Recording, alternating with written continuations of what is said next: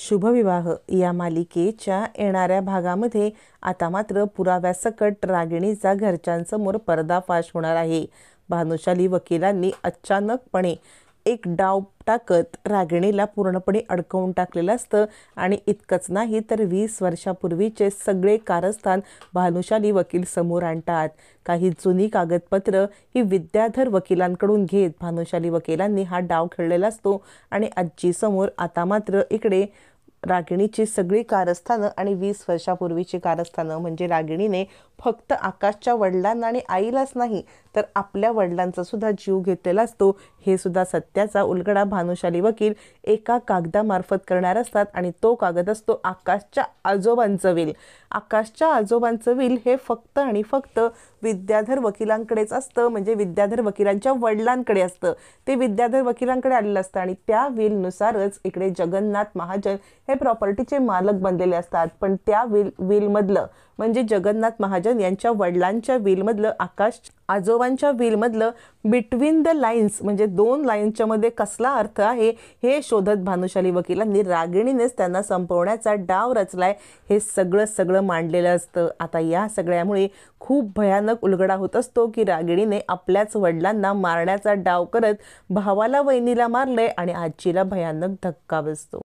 इकडे रागिणीने मुद्दाम माधवरावांना अपघात घडवून आणण्याचा प्लॅन केलेला असतो आणि आता ती पौर्णिमाला सांगत असते काहीही झालं तरी आता भूमीला एक अनामिक भीती राहील की कधी ही बाई आपल्या वडिलांना आईला भावाला संपवू शकते आणि त्याचमुळे तुझी भूमिताई ही रिस्क घेणार नाही आणि प्रॉपर्टीच्या पेपरवरती सह्या करेन।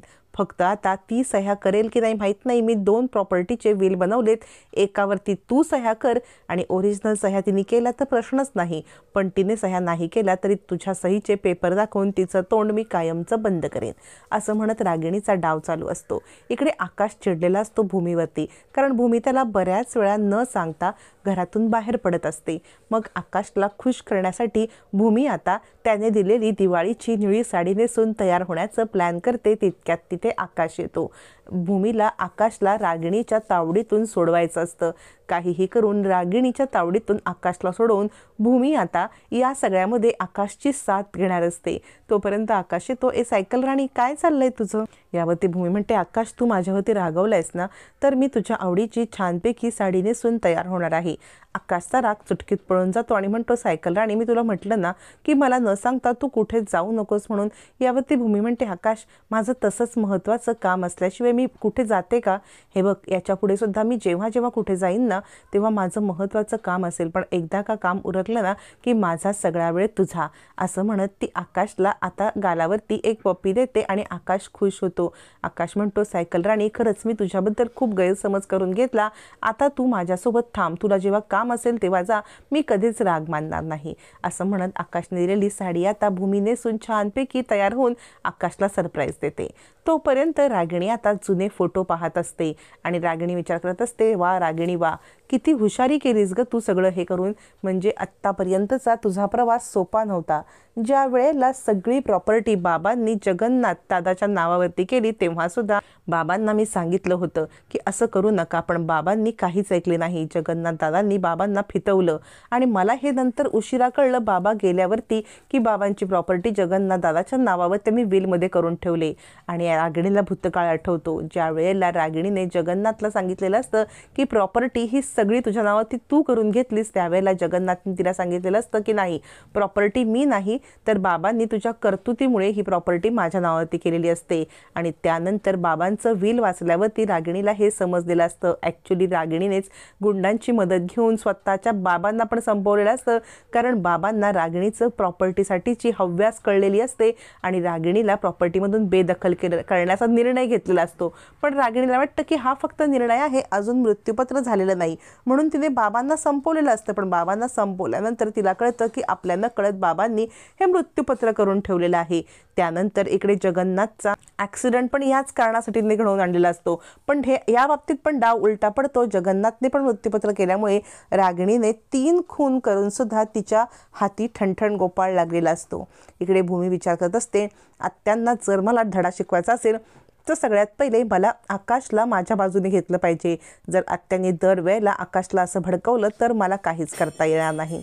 तोपर्यंत भानुशाली वकिलांनी आता मात्र इकडे विद्याधर वकिलांची भेट घेतलेली असते आणि खूप महत्त्वाचं जगन्नाथ महाजन यांच्या वडिलांचं विल पण मिळवलेलं असतं. कारण विद्याधर वकिलांना भानुशाली वकिलांनी धमकी दिलेली असते की तुम्ही जर मला ते मृत्यूपत्र दिलं नाहीत तर तुम्ही जे कारस्थान केलेत ना, खोटं बनवायचे सगळे कागदपत्र आणि मृत्यूपत्राची झेरॉक्सची रागिणी मॅडमला दिलीत ना, हे वकिलाच्या एथिक्सला सोडून आहे.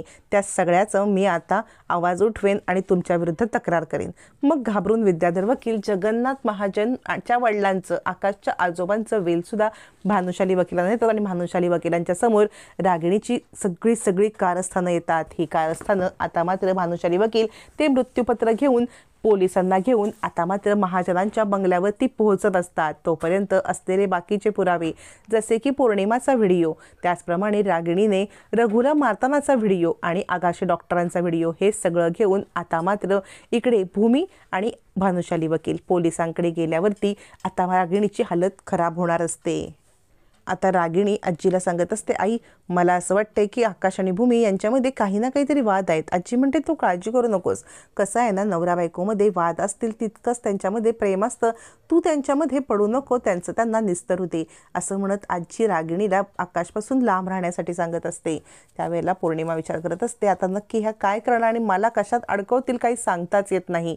आणि त्याच वेळेला भूमीची एंट्री होते.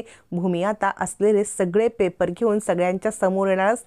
त्याच वेळेला रागिणी आता पौर्णिमाला सह्या करायला सांगते आणि म्हणते माझी प्रॉपर्टी आता माझ्या नावावर झाली. पण त्याच वेळेला भूमी डॅशिंग एंट्री करत आजी समोर राजा काकांच्या सोबत सगळे कागदपत्र, जगन्नाथ महाजनाचं मृत्यूपत्र, आकाशच्या आजोबांचं मृत्यूपत्र ठेवते आणि रागिणीचा पर्दाफाश करत भानुशाली वकील आता बिटवीन द लाईन्स सांगत रागिणीची कारस्थानं सगळ्यांच्या समोर आणतात. पुराव्यासकट रागिणीचा घरच्यांच्या समोर पर्दाफाश झालेला असतो. 20 वर्षापूर्वीची सगळी कारस्थानं भानुशाली वकिलांनी समोर आणताच आजी हदरते. नक्की आपल्यासोबत काय घडतंय हे आता आजीला सुद्धा कळत नसतं की रागिणीने आपल्या मिस्टरांना, आपल्या मुलाला, आपल्या सुनेला मारण्यासाठी कारस्थान केलं आणि आता आकाशला मारण्याचं कारस्थान करते. आता मात्र भूमी हदरते. काय घडलंय हे सगळं सांगितल्यावरती आजीला धक्का बसतो. त्याचप्रमाणे राजा काकांना धक्का बसतो. भानुशाली वकील सविस्तर सगळं एक्सप्लेन करतात.